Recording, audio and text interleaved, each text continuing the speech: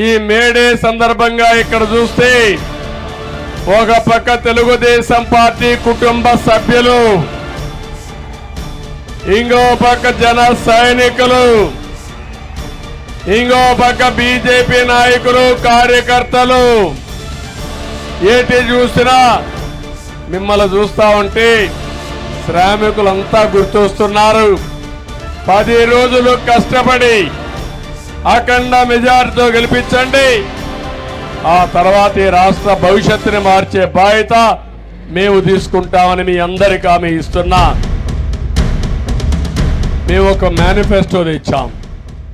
ఎన్నో సంవత్సరాలుగా అగ్రవర్ణాల్లో ఉండే పేదవాళ్ళలో ఒక ఆలోచన ఉంది.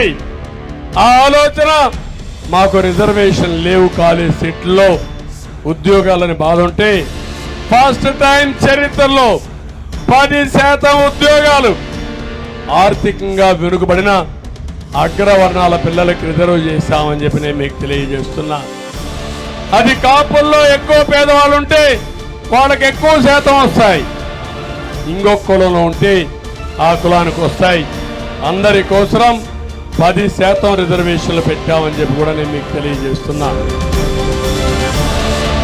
ఈ ఉత్సాహం ఒకటే కోరుతున్నా.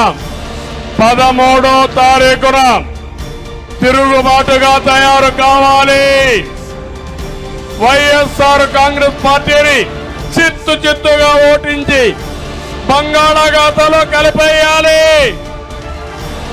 మన భవిష్యత్తుని మళ్ళీ ముందుకు తీసుకుపోవడానికి మీ సహకారం అవసరం.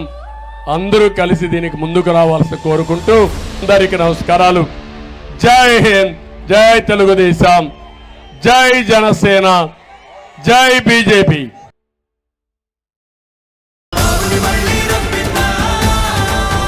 చంద్రబాబుని మళ్ళీ రప్పిద్దాం.